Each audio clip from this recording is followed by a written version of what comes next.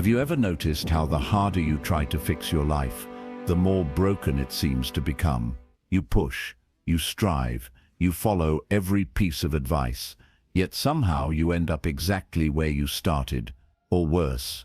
You're not alone in this maddening cycle. Carl Jung, one of the greatest scholars of the human mind, understood something that most people spend their entire lives missing. He knew that our greatest enemy isn't the world around us. It's the part of ourselves we refuse to see. Right now, as you're listening to this, there's a voice in your head telling you that you need to do more, work harder, try a different strategy, push through the resistance. But what if that voice is the very thing keeping you trapped? What if the answer isn't doing more, but doing nothing at all? I know how that sounds. In a world that worships productivity and action, suggesting you do nothing feels like heresy. But stay with me, because what I'm about to share will change how you see everything. The truth is, you've been fighting a war against yourself. And you can't win a war when you don't even know who the enemy is. Jung called this enemy the shadow. It's the collection of all the parts of yourself that you've decided are unacceptable. The anger you're not supposed to feel, the selfishness you're not allowed to express, the laziness you've been taught to despise, the fear you pretend doesn't exist. Every time you tell yourself, "I'm not that kind of person," you're feeding your shadow. Every time you judge someone else for a quality you despise, you're seeing your own shadow reflected back at you. Ask yourself this. What bothers you most about other people? Is it their arrogance, their neediness, their lack of ambition, their selfishness? Write it down, look at it, because Jung discovered something that will make you uncomfortable. Everything that irritates us about others can lead us to an understanding of ourselves.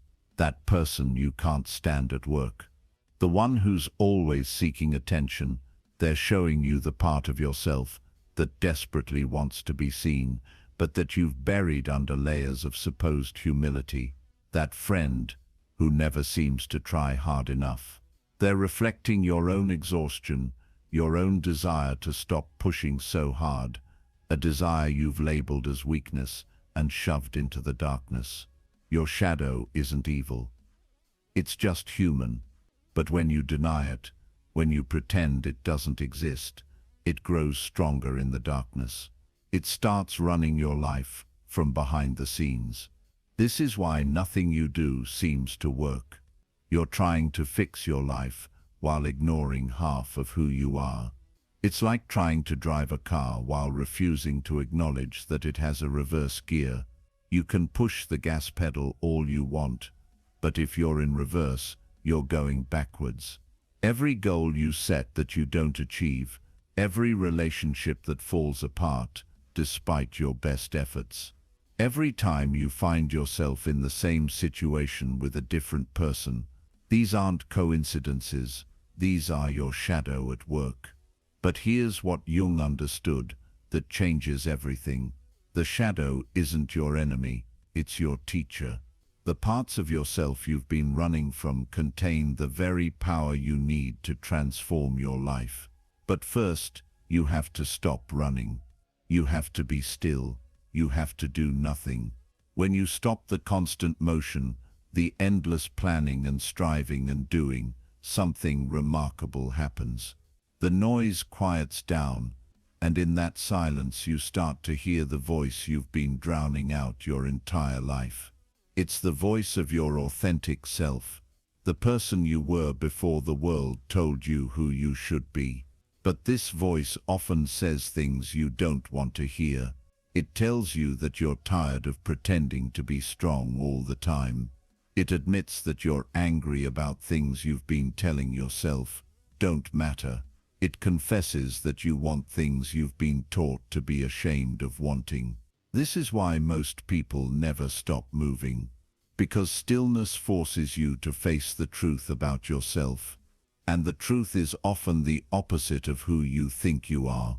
You think you're generous, but the truth is you give because you're terrified of being seen as selfish.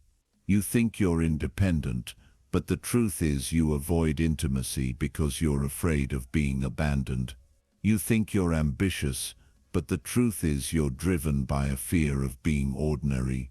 These aren't character flaws, they're human truths. But when you acknowledge them, when you stop pretending they don't exist, something shifts. The energy you've been using to suppress these parts of yourself suddenly becomes available for something else. The awareness you've been avoiding becomes the foundation for real change. Jung called this process individuation. It's the journey of becoming whole by integrating all parts of yourself, even the ones you don't like, especially the ones you don't like. But individuation can't happen while you're in constant motion. It requires stillness. It requires the courage to do nothing and face whatever comes up. Most people think doing nothing means giving up. But Jung understood that true doing nothing is the most courageous act of all, because it means facing yourself without the distraction of endless activity.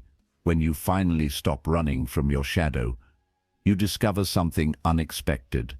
The things you've been most afraid of about yourself are often connected to your greatest gifts. The anger you've been suppressing might be connected to your sense of justice. The selfishness you've been denying might be connected to your ability to set healthy boundaries. The laziness you've been fighting might be connected to your wisdom about what truly matters. But you can't access these gifts while you're still at war with the parts of yourself that carry them. This is why all your efforts to change have felt like pushing a boulder uphill. You've been trying to transform while rejecting fundamental parts of who you are. It's like trying to build a house while refusing to use half the materials. The moment you stop fighting your shadow and start listening to it, everything changes. The resistance that's been blocking your path dissolves. The patterns that have been repeating in your life begin to shift. The energy you've been wasting on internal warfare becomes available for creation. But this shift requires something that feels impossible in our action-obsessed culture. It requires you to trust that doing nothing can be more powerful than doing everything. Jung observed that the psyche has its own wisdom, its own timing, its own way of healing. But this natural process can't unfold while you're constantly interfering with it. It's like trying to let a wound heal while constantly picking at the scab. When you finally give your psyche permission to work without your interference, it begins to reorganize itself. Old patterns start to dissolve, new possibilities begin to emerge. But this process happens in its own time, in its own way. You can't force it. You can't schedule it. You can't optimize it. You can only allow it. And allowing requires the ultimate act of surrender. Doing nothing, not the kind of nothing that comes from depression or giving up. The kind of nothing that comes from trust. Trust that your psyche knows what it's doing. Trust that stillness contains its own form of action. Trust that sometimes the most powerful thing you can do is absolutely nothing at all. This is where most people get stuck. They understand the concept intellectually, but they can't bring themselves to actually stop. Because stopping means facing the shadow.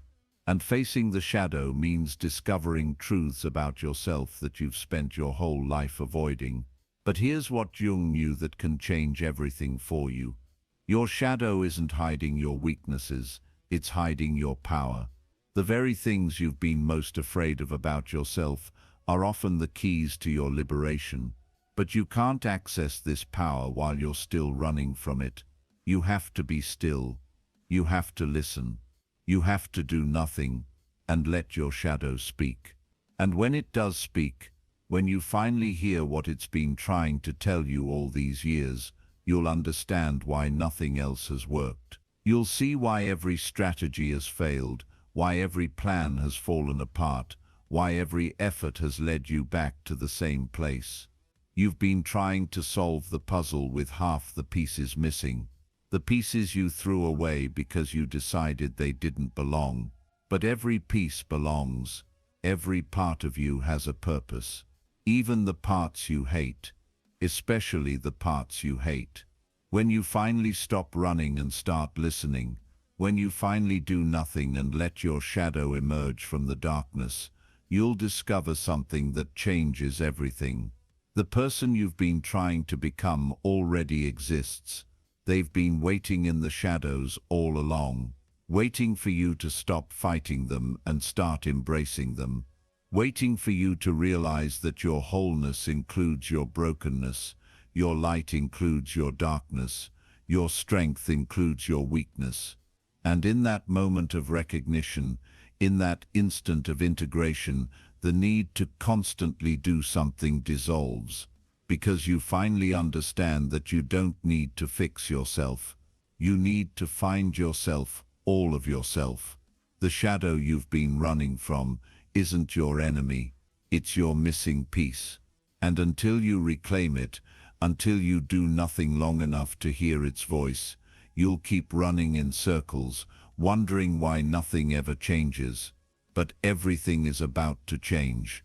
Because now you know the secret that Jung spent his life teaching, the secret that can set you free from the endless cycle of effort without results. Sometimes the most powerful action is no action at all. The most powerful action is no action at all. But why does your mind fight this truth so violently? Right now, as those words settle in, you can feel the resistance building. There's a voice screaming that this can't be right, that doing nothing is giving up, that you'll fall behind, lose ground, miss opportunities. That voice isn't your wisdom speaking, it's your unconscious terror. Jung understood that the human psyche has one primary job: survival, not thriving, not happiness, not fulfillment, just survival.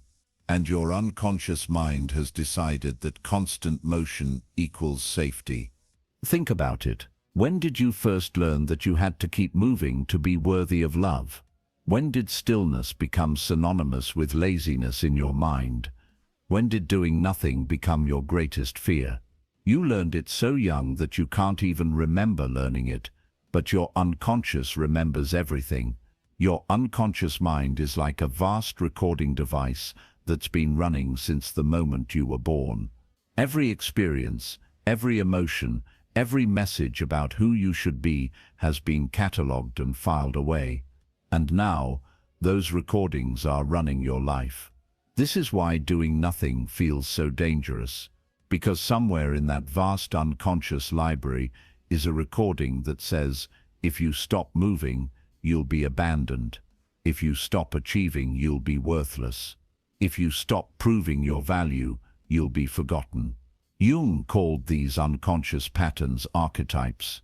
They're universal themes that show up in every human story, in every culture, across all of time.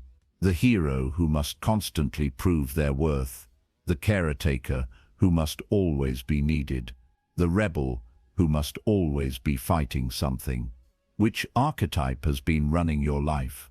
Are you the hero, forever chasing the next mountain to climb, the next dragon to slay, the next way to prove you matter? Every time you achieve something, instead of satisfaction, you feel emptiness. Because the hero's job is never done. There's always another quest, another challenge, another way to prove your worth. Or maybe you're the caretaker, constantly fixing, helping, rescuing others. Your worth is tied to how much you're needed. The thought of doing nothing terrifies you, because if you're not solving someone's problems, who are you? Your unconscious has convinced you that your value lies in your usefulness. Perhaps you're the rebel, forever fighting against something. Authority, systems, expectations, even your own limitations. Your identity is built on resistance. The idea of surrendering, of doing nothing, feels like death to you. Because if you're not fighting, if you're not pushing against something, you don't know who you are. These aren't conscious choices. These are unconscious programs that were installed in you before you had the ability to question them, and they've been running in the background of your life ever since, creating the very problems you're trying so hard to solve. The hero keeps chasing external validation, but never feels satisfied because the wound driving them is internal. The caretaker keeps rescuing others, but their own life falls apart because they're running from their own need to be cared for. The rebel keeps fighting but never finds peace because they're at war with themselves. This is the cruel irony of unconscious patterns. They create the very situations they're trying to prevent.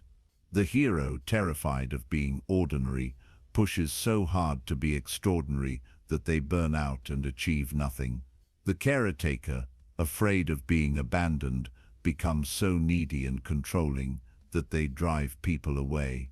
The rebel, scared of being controlled, becomes so defiant that they sabotage their own success. Your unconscious mind is trying to protect you, but it's using outdated information. It's operating from wounds and fears that were formed when you were 5 years old, using strategies that may have worked then but are destroying your life now. This is why all your conscious efforts to change keep failing. You're trying to override a system that's much more powerful than your willpower. You're trying to think your way out of patterns that were formed before you could think.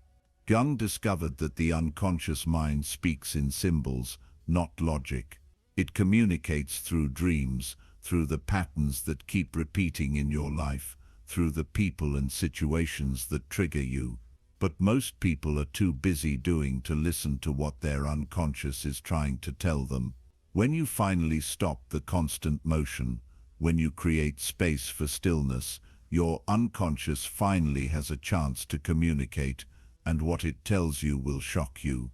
It will tell you that you've been running from the very thing you most need to face, that you've been seeking outside yourself what can only be found within, that you've been trying to solve problems that don't actually exist while ignoring the real problem entirely. The real problem isn't your circumstances. It's not your job, your relationships, your bank account, or your body. The real problem is that you're living someone else's life. Somewhere along the way, you absorbed messages about who you should be, what you should want, how you should live, and you've been trying to fit yourself into that mold ever since.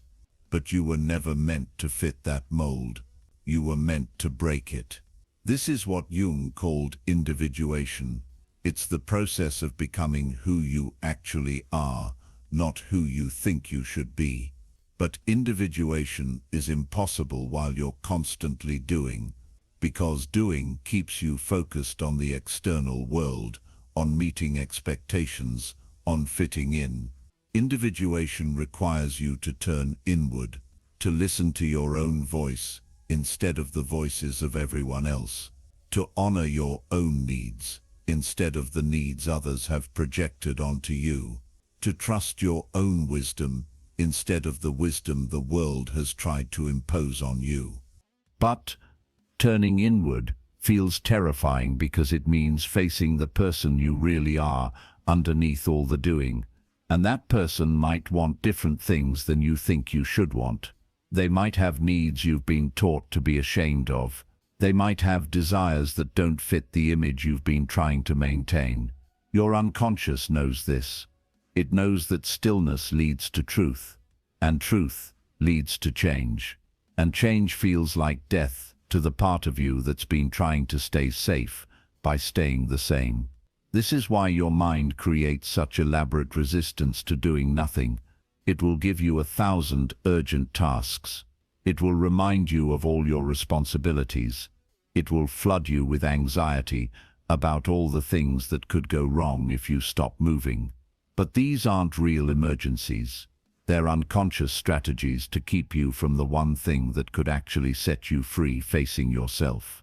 Jung understood that the psyche has its own intelligence, its own way of healing, its own timing for growth. But this natural process can't unfold while you're constantly interfering with it.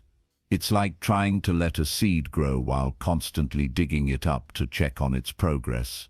The seed knows how to grow. Your psyche knows how to heal, but both require the right conditions. And the primary condition is non-interference.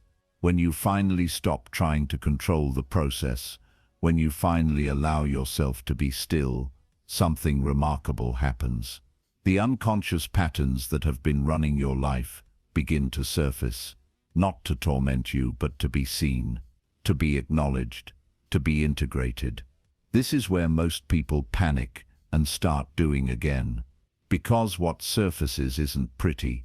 It's all the anger you've been suppressing, all the sadness you've been avoiding, all the fear you've been trying to outrun, all the parts of yourself you've been denying. But Jung discovered something revolutionary. These aren't obstacles to your growth. They're the raw material for your transformation. The anger you've been running from contains your power. The sadness you've been avoiding contains your compassion. The fear you've been fighting contains your wisdom.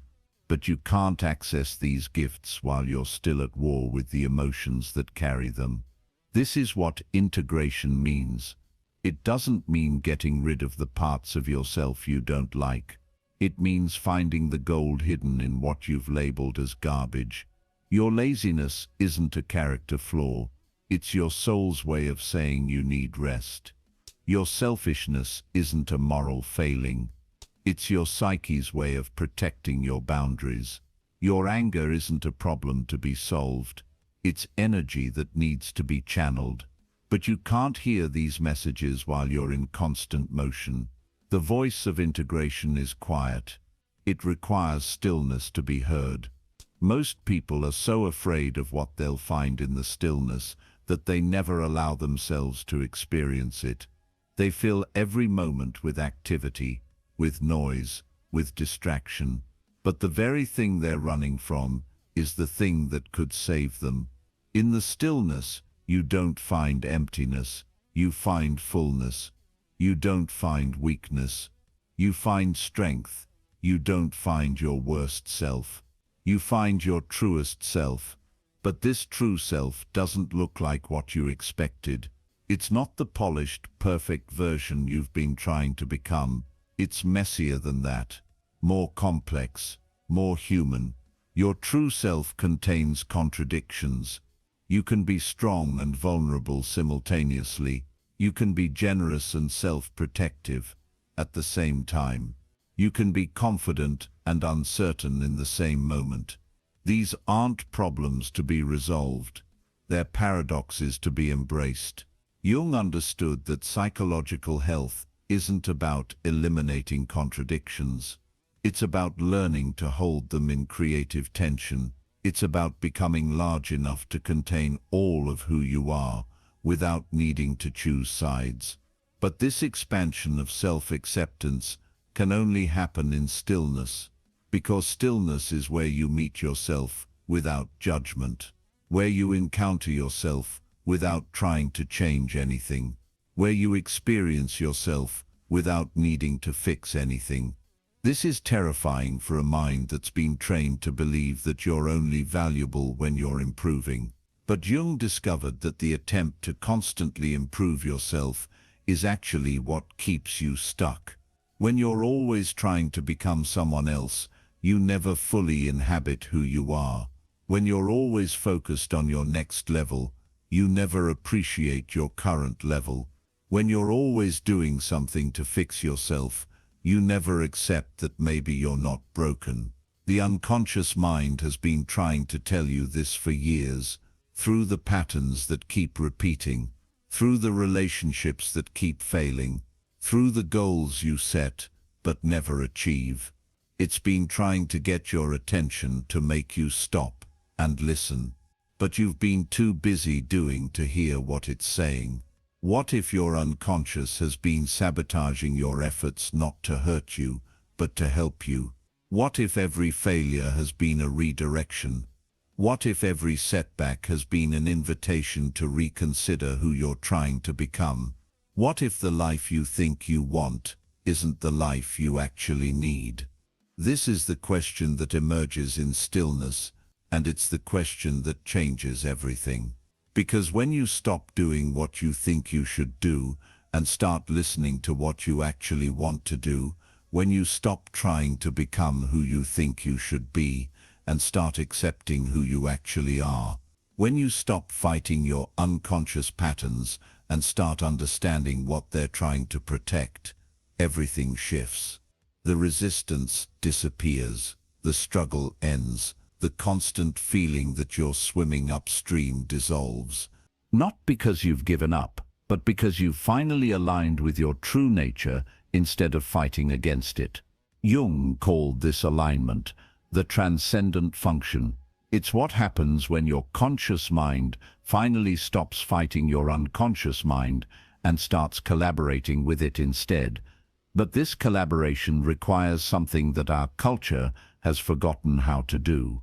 It requires you to trust that your psyche knows what it's doing, that your unconscious has wisdom, that doing nothing can be more productive than doing everything. Most people never learn this trust because they never create the conditions for it to develop. They never sit still long enough to hear their inner wisdom. They never stop moving long enough to feel their natural rhythm. They never do nothing long enough to experience the intelligence of non-action.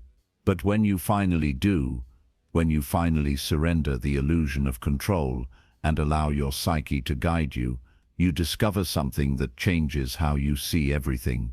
You realize that you haven't been lazy or unmotivated or stuck.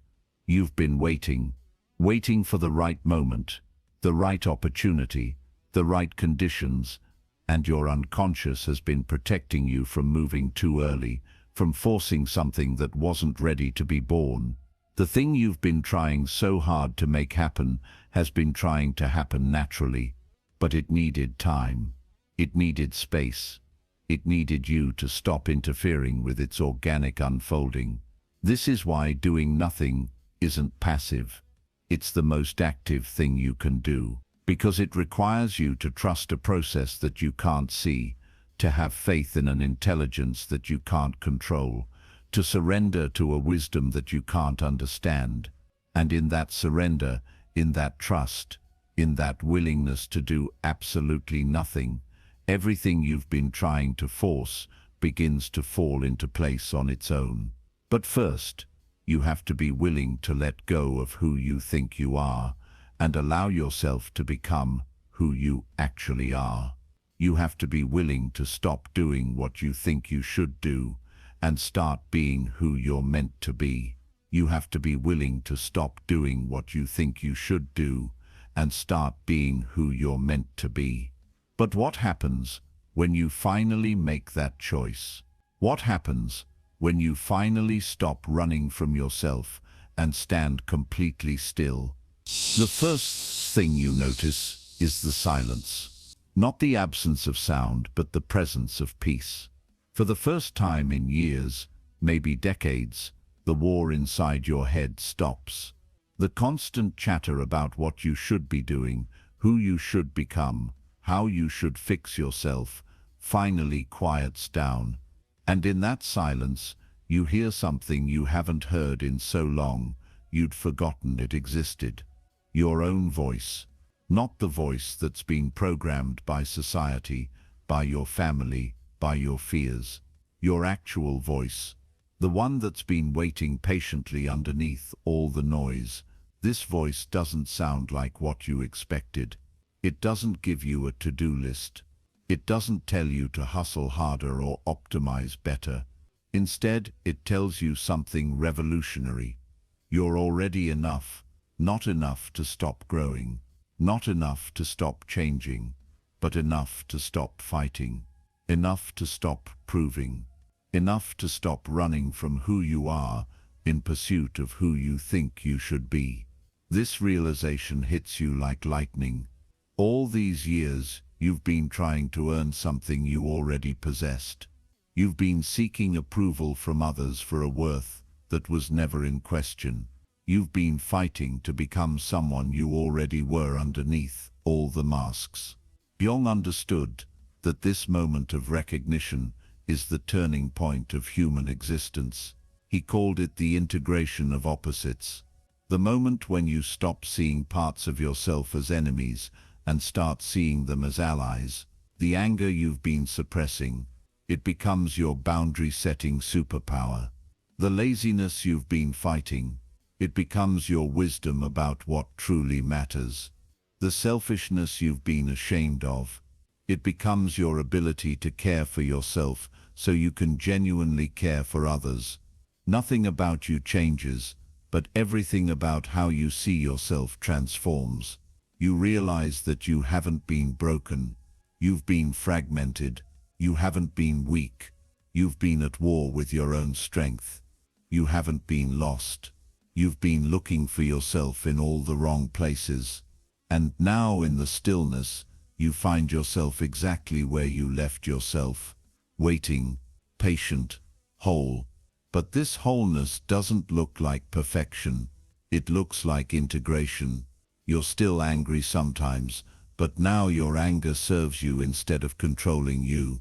You're still sad sometimes, but now your sadness connects you to your humanity instead of isolating you from it.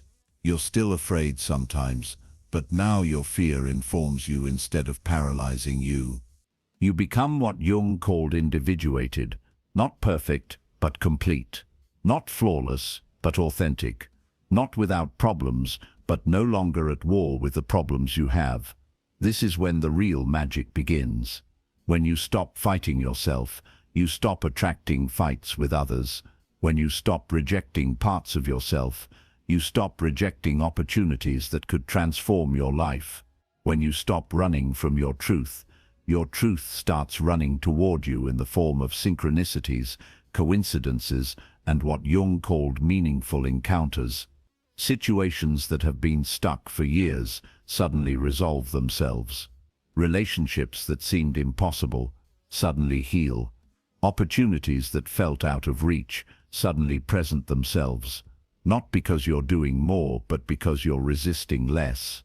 You begin to understand what the ancient philosophers meant when they spoke of wu-wei, the action of non-action, the power of non-resistance, the strength that comes from alignment rather than force.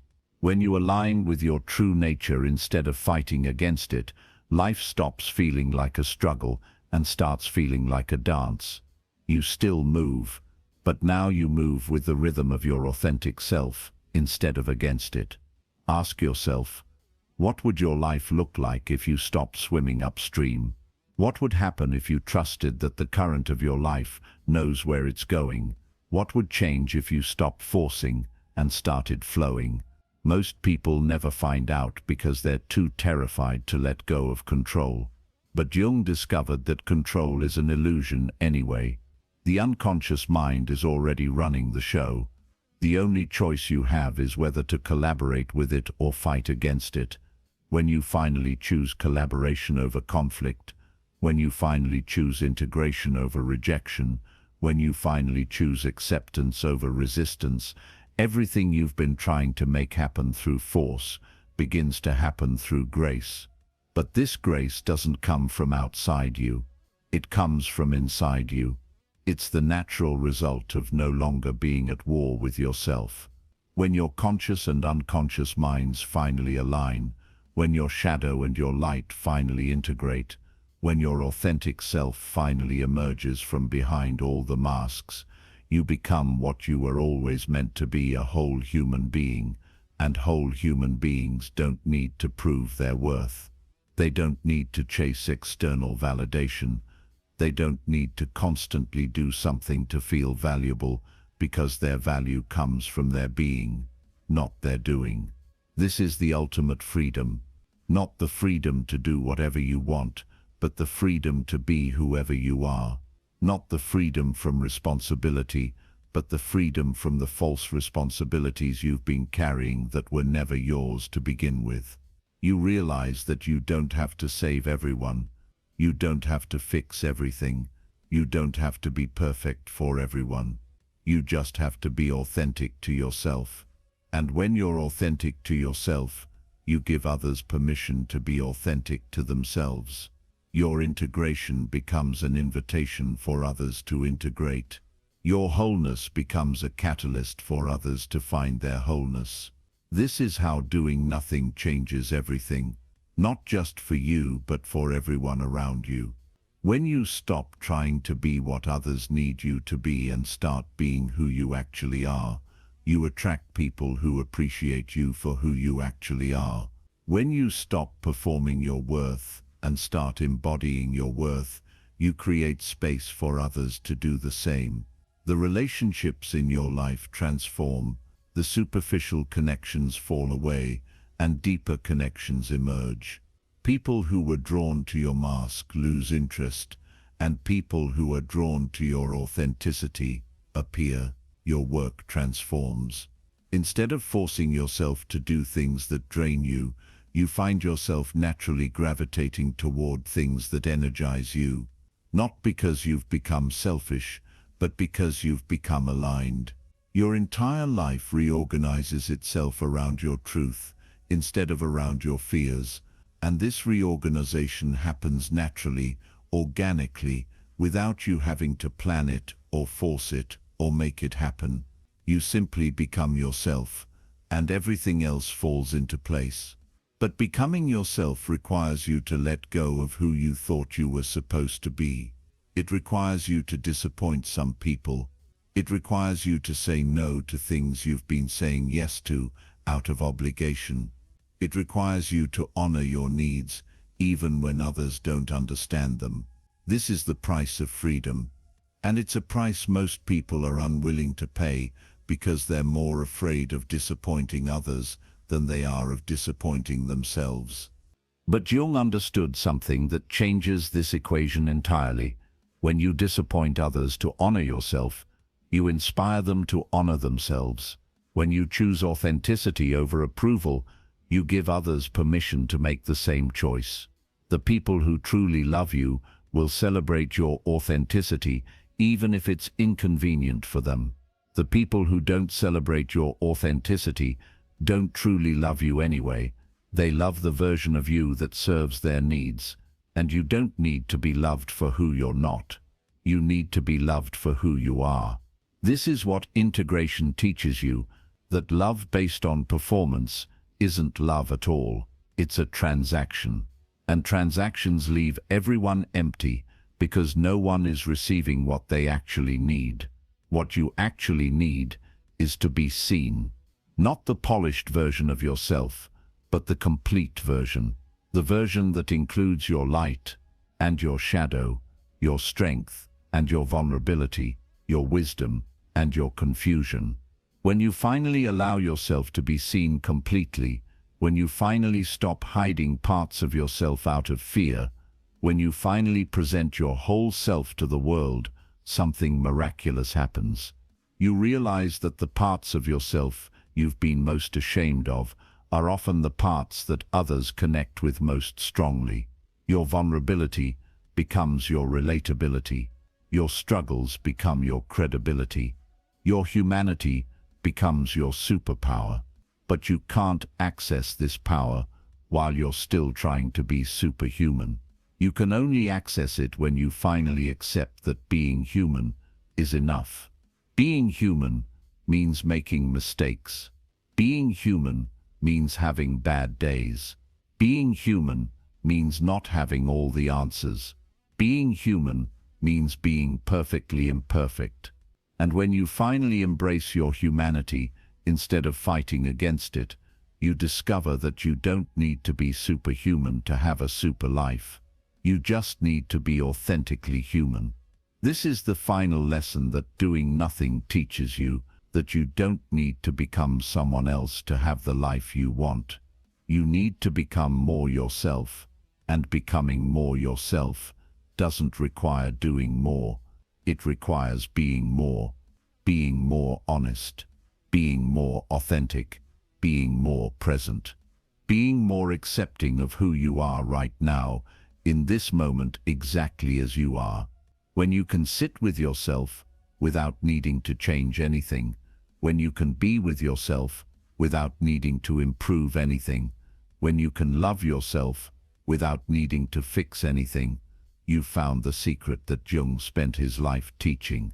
The secret is that you were never broken in the first place. You were just human. And being human is not a problem to be solved. It's a gift to be celebrated. So stop doing, start being, stop forcing, start flowing, stop fighting, start accepting. Allow yourself to do nothing and watch how everything falls into place. Not because the world changes, but because you stop fighting the world. Not because life becomes perfect, but because you become perfectly okay with life being imperfect. Not because you finally get what you want, but because you finally want what you have. This is integration. This is individuation. This is the transformation that happens when you finally stop running from yourself and start running toward yourself. And it all begins with the courage to do absolutely nothing at all. Right now, as you're listening to these words, you have a choice. You can go back to the endless cycle of doing, striving, forcing, and fighting, or you can finally stop. You can finally be still. You can finally listen to the voice that's been waiting your entire life to be heard. Your authentic self is calling. It's time to answer. Set yourself free, do nothing, and watch as everything you've been trying to force into existence finally falls into place on its own. The only thing standing between you and the life you're meant to live is the belief that you need to do something to earn it. You don't. You already are everything you need to be. Now stop trying to become it and start being it. Your transformation isn't waiting for you to do something.